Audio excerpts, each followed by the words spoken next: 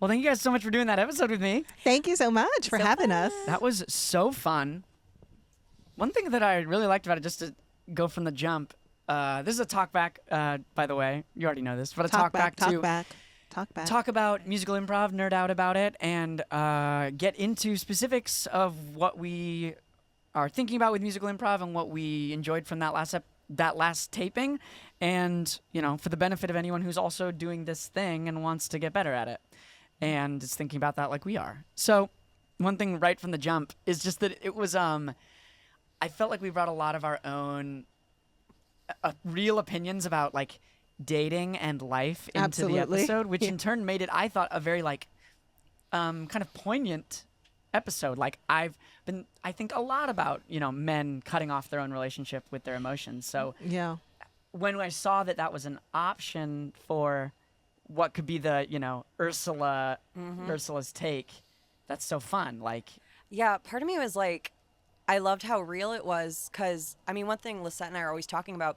is how can we actually have like our real emotions and react to things instead of just follow the shiny. Like, you can do the fun shiny thing, but sometimes it's nice to like break it down to actually how you feel about something, and the easiest way to do that is relate. And for the Ursula shiny thing, like the Ursula concept, I was like, I have so many things that I deal with in life, but then I constantly stop myself and I'm like, how many of these are my real problems? How many of these are the dumb things that are just adding unnecessary stresses into my life that I could be just ridding of? And I was like, that's kind of a fun villain concept. Yeah. Super fun. Yeah, and what you were saying about like we're always looking for the genuine emotional reaction, because especially like when you're singing something, I find like you will stumble your way into some kind of funny, but I need to know like why this human being is like feeling something strongly enough. Yeah, otherwise it can get wacky real quick. Yeah. Which is like not that fun actually. Well, it feels fun to do, but it's not that fun to watch. No. I found. Yeah. Well, and you think about the musicals that you love, and there might be, a scene that you're like, oh, that was such a funny one moment, but the thing that resonates and the reason it's a good musical is the places that you connect with it and you relate and the heart in it. Yeah. Okay, so let's go backwards. Let's go kind of zoom back to just chat about how each of you got into musical improv and like what brings you to this scene and a little bit of your like history with improv, especially musical improv.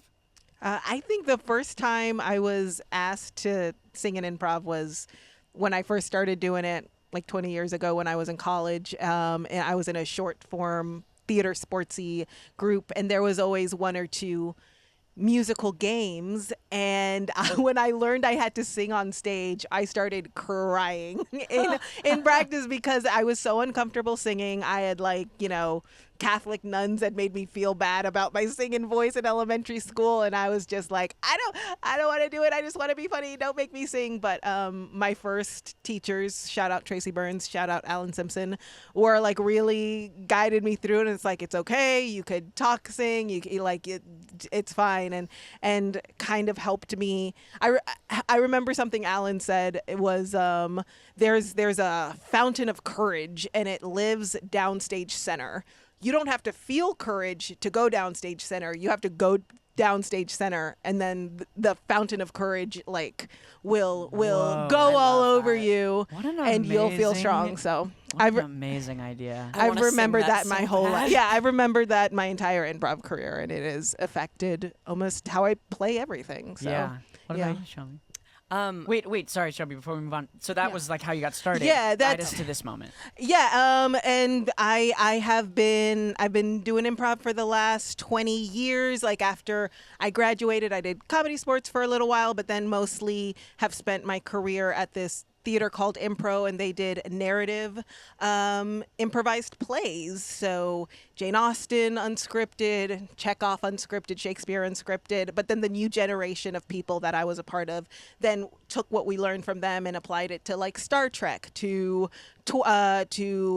X-Files, to kind of like sci-fi stuff that we love, and would do like 1 hour improvised plays to genres that meant a lot to us. And then pandemic happened, things broke apart, and I was like, I've never been to UCB.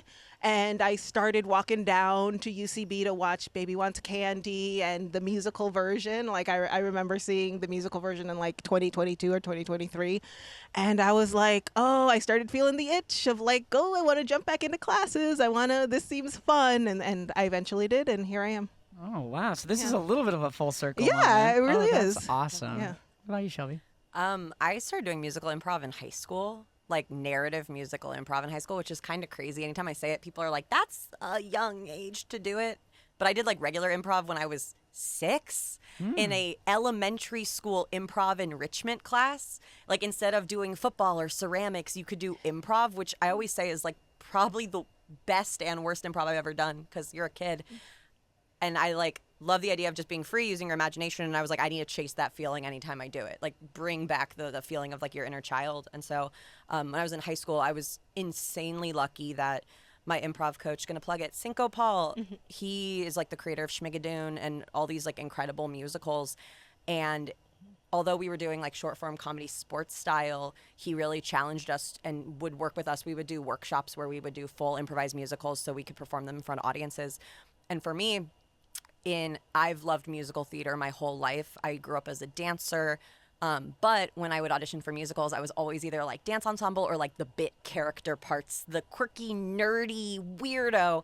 And for some reason, when it clicked with improv that he would coach us and be like, anyone can be an ingenue. Anyone can be a villain. Anyone can be the side character.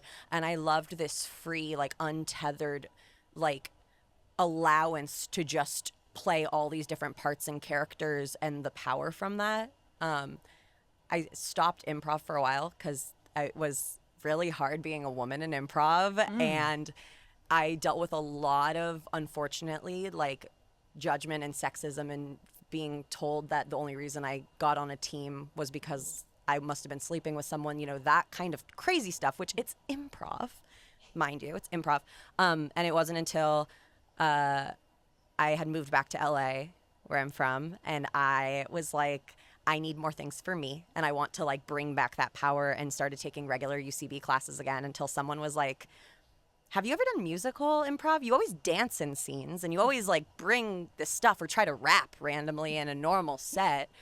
Have you thought about like, they're like, you keep playing rappers or you keep playing like karaoke singers in your stuff. Like we're forming a musical improv team. Do you want to do it? And what I realized is I was staying away from musical improv for so long because I was scared of it feeling like that judgmental space that you're not the ingenue or you're just a woman, so you can't play these crazy things. And I met Greg Smith and Andrew Young, and I saw a bunch of crazy freaks on stage, and I was like, I feel safe to try it again with them, and they like brought me back in. Aw. It's nice. You're not the first person I've heard from, and specifically a woman in improv, who has mentioned that part of the initial appeal, coming from a musical theater background, was the idea that you could kind of escape some of the boxiness of casting. I'm no longer a mother, a wife, a girlfriend. You could be a little gremlin who sells souls and stresses. The amount of rats I have played my life.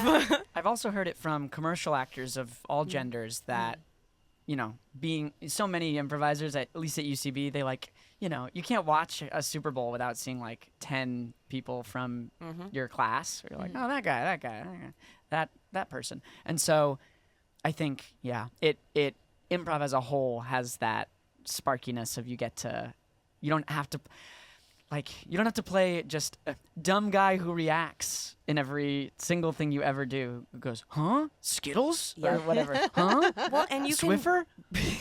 you can also like bring yourself to it. Like most times when you're doing a musical or a commercial, you're given a script and you're told this is what you're saying. You know, you can connect how you feel to it and what it means to you, but it's so rare to find an art form where every single time you can find a new way to express yourself, relate, put something out into the world, a new way to express it, and then move on to the next. Throw it out there, let it go. And if it doesn't work, oh well, but maybe you learned something along the way. Yeah, and it's a bit of also my own selfishness of I want to play all the different kinds of characters. I like them all. I want them all. I don't want to be pinned into, you know, girl who loves a boy, even though I will play that often. And tonight, girl who loves girl. Girl who loves girl.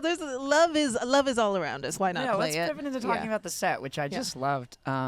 what are things that like you feel like we'll do a little sandwich of good, bad, good, or like good things we're thinking about that can improve good. What was something that like was really cooking for you?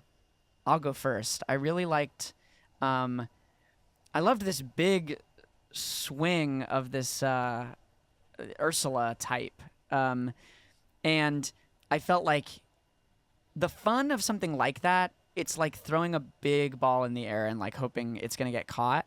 And I like trying to catch those.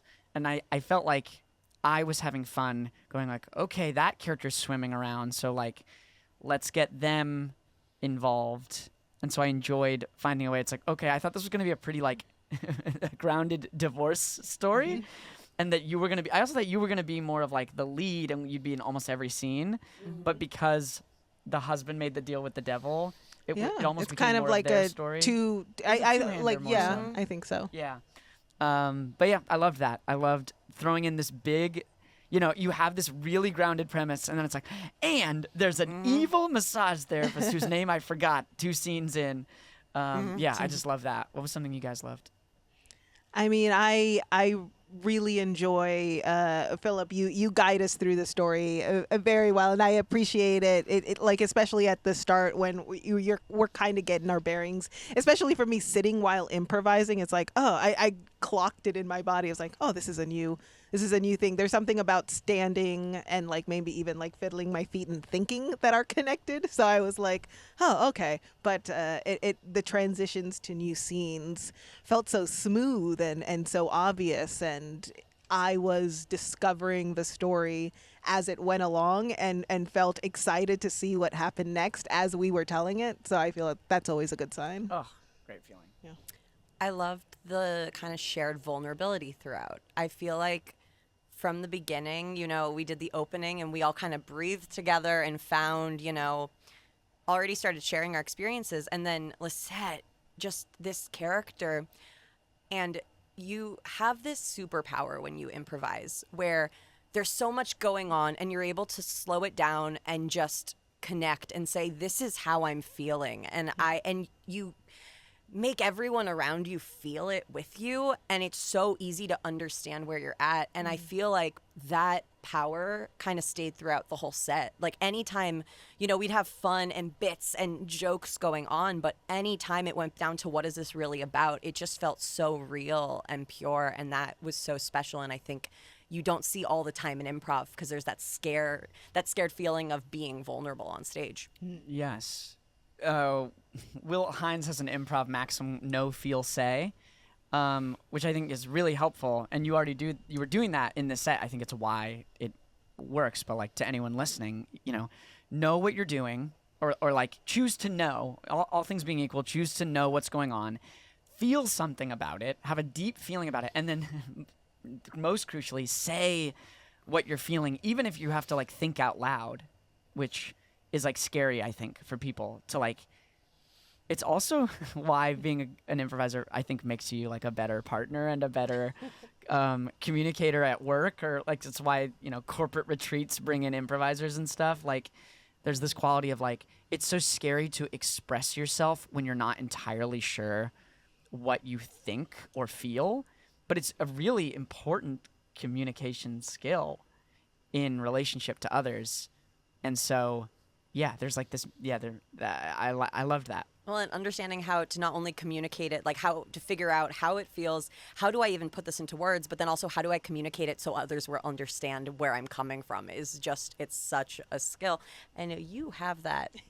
In spades. Mastered. In spades. Yeah. Thank you. Something cool about this character, playing this character, was that I was discovering what, almost as she was peeling back the layers of what she was truly feeling and what was truly her motivation behind her actions, I was discovering like it in time with her. That was a very interesting, like, I thought that was a very interesting move. I want to talk about that move. Yeah. Like the move of like, oh, I know I initially said it was this, but now I'm realizing it was this. Mm-hmm. It was like, it was really interesting because it's helpful because sometimes it feels like in improv, you're not allowed to do that. You're not allowed, like, if you say at the beginning of the show, my dream, especially in narrative, my dream is to, like, meet my father, right?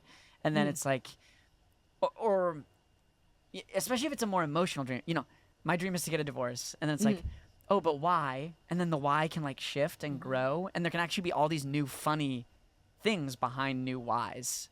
Yeah. As opposed to, like, if one is working, you can take it all the way. But I think you saying, oh, this one has, like, outlived its purpose. Like, we're in this scene, and I have, like, rightfully called out that, like, oh, the reason you want to get divorced is because, oh, I was late to dinner. But you didn't want to go, like, it's not just about the dinner, it's what the dinner represents. Like, you chose to just go, actually, because that doesn't make sense, let's pivot and say, no, I'm uncovering, this is about me. Right. Yeah, I think, and I think in the moment I discovered that, I just also had the thought of, like, oh, this is something that really happens. This is something people really do. Well, they will pick a fight about something shallow because they don't want to be the bad guy, and they don't want to say, actually, I want out of this relationship more than anything.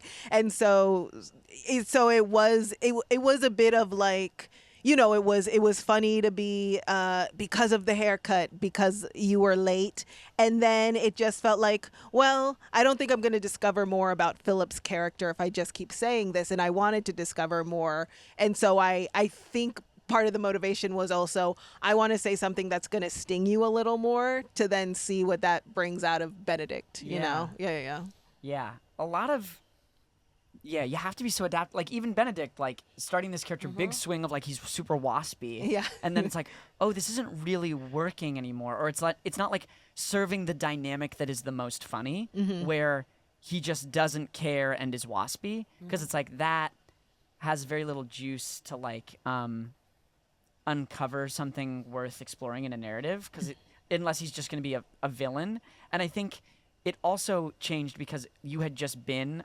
like a cartoony villain. And so it was like, oh, if that's a really arch villain, then you don't need another arch villain of waspy, you know, Timmy Turner parents who don't care about their kid or whatever. Well, and really what your character is doing that's so nice is it's showing this relationship dynamic. It's showing, you know, like, people are flawed. People have different things about them. Your character is someone who is so sure of themselves. You know, you might say, I'm, you know, not being honest with you about how I actually feel, but you're someone who knows what you want. You think you know what you want, and you think you know what you want to go for, and you compare it with the person you're with who is so unsure of themselves and willing to change everything about themselves to be what you want. It really, like, shows how much more powerful you are. And so I don't know. I feel like that's why this all felt so real, because it's like, those are people. Like, that's the person. Yeah, it's exploring pretty realistic dynamics in relationship, which is fun, because that's, like, where all the fun is picking something real and then just amping it one notch up.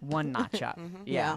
To where they go, instead of, like, going to the gym and becoming, like, a bro about it, they just, like, go to Ursula and get, like, a curse. That was so wild. That was such a wild plot. So fun.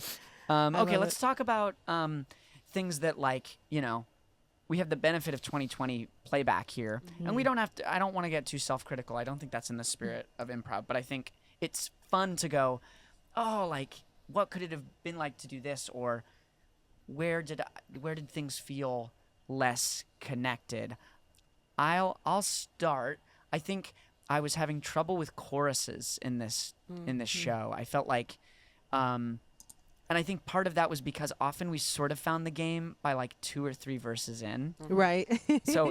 But that's not always bad. Sometimes it just means you've been playing in a more exploratory way, in a less gamey way, which usually means, you know, have you guys heard of, like, feathers and hammers? It's like you drop feathers of, you know, look, here we are. We're at the bar. That's a feather. I'm upset with you because you were late to my dinner party.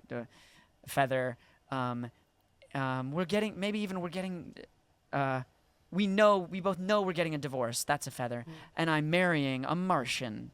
And it's like, that's so bizarre. It's like a hammer. It's like, it's a big move that can't be ignored or like can't be folded into the reality. Right. Without being like explored. Anyway, it made me think that like we were being more feathery, more exploratory of just like, this is normal and this is normal and this is normal, without sometimes without landing on, and this is why we must sing. And that's okay. But then that was why I think choruses were a little tough for me. And I could feel myself doing math where I'm like, oh, what's a pun to do with golfing? Golfing pun, you know. What about you guys? Maybe just I mean, I think you're so quick, so clever. And sometimes in the verses, I was like, oh, I need to come up with an example of something, because that seems to be the game we're on. We're all coming up with examples of this. And example games are really hard. Yeah, they're a little needlessly hard. It usually means you're not playing the game right now. It means it's like a hypothetical game. Yeah, so that's usually isn't, you know, I get you. Yeah. I feel we always found our way through. Yeah, Sometimes it was just like, okay, I'll just play with the rhymes in this one, and then, oh, here it is. Here's the meat of it. Yes. But yes, I would love to become a player who like finds it easily and early and often. Yeah. It's more just something I'm working on overall. Yeah. Clarity, coming in, making it very clear. You know, it's interesting because a lot of times I like starting a scene. I might have something, but I like really building with people. And sometimes it's similar to like in my actual life where I'm a more indecisive person. It's tough for me to be like, no, this is exactly how I feel. This is what I want, or this is why I'm doing it, because I look at improv as such like we're collaborating. If you have a better idea, I'll do your thing. But I'm like, especially for this, I'm coming in as this person. Like, no, this is what I want. And that is okay to want things. It's okay to make it very clear right away and just drop it and not feel, oh, let me be polite with it. And so that's just something in general I'm working on, is just like, if I'm going to be a pirate, be a pirate. Like, that's so true. Yeah. Last week, we had a very fun set with Sarah Rose Kaplan and Richie Storrs, and I was listening back while I was editing it down, and you know, Sarah was just coming in with like so much information, like, and it was awesome because it's like I think the instinct could be exactly like you said, like, oh, like pushing like it back bargaining, like bargaining of like, well, I'll put in a bit and then you can put in a bit, but actually it's more like everyone put in as much as they can, as fast as they can, especially with 3. It's like this, you know, it's like all hands on deck, every sailor row, like, so it's a funny thing to like, to think like that, of like literally any idea you have is the right idea. I heard this concept recently. This is specifically for me working in advertising, which is very funny. It was at like a corporate summit I was at, but this guy, Gil Reef, he is a TV writer, and he said that the way he approaches writing or creating of any kind is jam, judge, launch every time. So it's keeping all those stages very separate. The jam is throw everything at the board, all the index cards. How many ideas can we put out there? The judge is when you go, all right, let's look at what we have. Let's pare it back. Let's find what this means to us. And then launches, once you have it, stop judging, stop jamming, just like own in and push. And I feel like that relates to improv so hard, because I feel like a lot of us get stuck in the judging phase and we feel like we need to do that throughout the whole thing. And it's like, sometimes you could just throw it, trust something's going to work, and then just take off with it. Yeah. I feel like the improv version of that is like jam. It's like mostly jam is improv. Like, you know, 90% jam and very little judge. Like the only amount of judge is really like that thing of like framing or underlining of like, I like that idea and I'm just going to repeat it back and like add a little thing to it to say I like it, you know?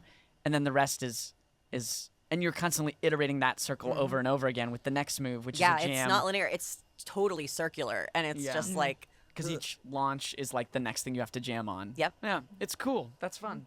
Yeah, I've always felt like improv rules or teaching people improv, you can learn it pretty quickly, but then it's reps, and all the reps are doing is teaching you to judge yourself less. Yeah. And that's actually when your brain goes faster, because I'll constantly hear people going like, oh, I'm not that fast, and it's like, no, you are, because if you were to trip down some stairs, your hands would automatically shoot out. That's instinct. Like, you can use that part of the brain, that instinct brain, to improvise, where you're like snap, snap, snap, because your body and your brain is understanding things. But if you're going, but is it good enough? Is it good enough? Like, every time a thought comes to your head, that's when you'll see baby improvisers that are kind of toddling out there. Yeah. But it's all they need to do is like get the reps in to learn to trust themselves a little bit. Yeah. And it's absolutely. I agree 100%. Yeah. Because as a coach, I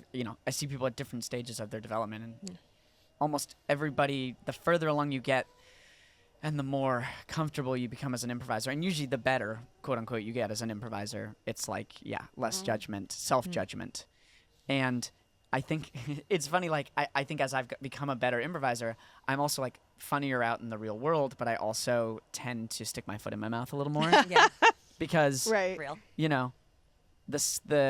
The lack of judgment is what makes you funny in a way, because timing is everything when you have a funny joke. It's like somebody says something and the immediacy of the response is what makes it funny. Right. It's like if you wait even 1 second and then say it, it's not funny anymore, because it's like, no, you can feel in that the decision to launch. But sometimes you're at a wake and you shouldn't do that, or however, whatever it is. So it's like, it's why comedians, usually hang out with other comedians, because like they know they aren't going to judge you for saying something shitty. Yeah, you need to like click with my family, yes. or with or I'm about to be on live TV. This is a set that I'm just performing on a stage for a small audience, versus I gotta look about like regulations and laws for being on primetime television. Yeah, right. Absolutely. Because I do. Even recording this as a podcast sometimes is a little funky, like this quality of like sometimes just like, oh, I just said something really kind of offensive, or like earlier I was like, did I use like AFAB correctly? Like, did I use the exact right terminology to describe like a non-binary person? Like, is the U-Haul joke okay? It's fine. Yeah, there we go. Great. That's what I always say is like, I'm a gay woman, a bi woman, so I'm allowing you into my world. Thank you. I got the stamp of permission. Awesome. Now I'm going to do it all the time. It extends way beyond this moment. Yeah. Perfect. Yeah. And if anyone calls me out, I'll say, you don't understand. A bisexual woman told me I could do this. Shelby Barnett. Yeah. Find her at Shelby Online. Find her at Shelby Online. It's kind of confusing, but you'll get it. The bi woman. Yeah. Yeah. Find her at the bi THEE bi woman. What else? Anything else you guys are like? What has you excited in the improv space? What has you like feeling really jazzed? I'm going to say it. We have been working on a new group called Trilogy. It's us and Khalil Mascati, and it's been really exciting for us. We're specifically working on rap, hip-hop, R&B. And in general, this led to a big discussion I had with people recently of like, I'm excited, especially like our generation of improvisers who are kind of coming up and trying to perform as much as we can and find what works for us. We're really excited to follow the things we're passionate about and not feel like this is the way it's being performed currently, or this is the show we see on the UCB stage, so this is what we have to do. And there's so many groups that are starting to do it. I love the team Thrust, who they do everything. They start with just full movement, and they're willing to change the status quo and challenge other people to do that. And I just find it really inspiring to be surrounded by so many people that are like putting their passions into what they do. And we were like, we're kind of sick of always singing musical. Like, we love, the thing we all love is rap, and we love hip hop, and we're so passionate about it. So how can we integrate that into what we do? And I've been finding a lot of people doing that lately, and it's exciting. Yeah, we're definitely, me, Shelby, Khalil are people who grew up listening to rap and hip hop among all the other types of music, but because it kind of lives in our body and we're such fans of it, we were like, hey, it's never anything that's really asked of you in any of the classes you're going to take. Like, anyone who does a good amount of rap in improv comedy just took the initiative themselves to learn it and to put it out there. And I was like, every time I see people do it, I love it. So I wanna do it. And you know, Shelby, me and Khalil are also on a Louise team together, so that's how we discovered we all sort of have that rhythm in our bodies and that enjoyment of it. And it's been a lot of fun to learn. And I agree with you. Like, my favorite thing about improv is seeing people from different school of thoughts mingle and bring their loves together. This is gonna age me, but I feel like in LA there used to be a slight more variety of schools. A lot of them shut down like 2017, 2018, and then 2020 a lot went away. So like improvisers would learn how a lot of different school of thoughts did it in LA, and now it's kind of become it's become a little less that, which is fine. But people who, you know, have a big physicality background, bringing that into like UCB, which could sometimes be a little more verbal, a little more, you know, start with yourself, start with the character that you are. I just love to see it because in the end, like the way Groundlings improvisers or UCB improvisers or Second City improvisers aren't worlds apart. Everyone's just saying, this is my favorite thing, so that's what I'm going to teach. So I love to see people who are experts come together and be like, oh, I'm taking a little from you. I'm taking a little from you. And this is gonna what my style is going to be. So yeah, that's wonderful. Yeah.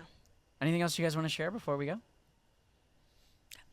I refuse to get a massage even after. Like, this has really, my God, really pushed it forward. But Shelby, I don't like strangers touching me, so this is the anti. We're going to get a massage after this. I know.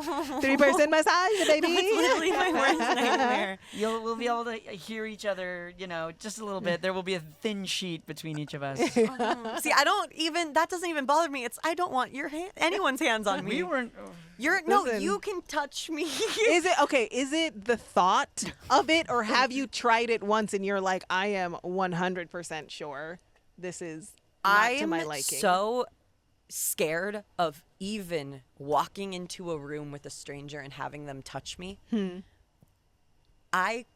When you were like, my favorite type is deep tissue, I was like, there's types? Oh, yeah. Like, I am like, Swedish. All I know is they're doing like this and this. No, they don't have to be as rough if you don't want them to be. It could be like you a just soft don't want little. someone touching you. Yeah. And Well, I think that's I get. super clear and fine. And But I'm fine getting like my nails done. Yeah. Oh yeah, Sure. Because that's hardly anything. I'm willing to try getting massages with you guys if that's if that's what we demand. because I'm sick We'll report of back. Yeah. I'm sick of stressing about all the little things in life. Yes, you're ready to get there's rid of worse them. things to worry about, like not having a debit card. I mean, I wish I loved massages less because they're expensive. They're so but expensive. I need a massage every now and then. Yeah. Well, thank you guys for being on the app and doing this talk back. Thank you. Thank you. Bye. Bye.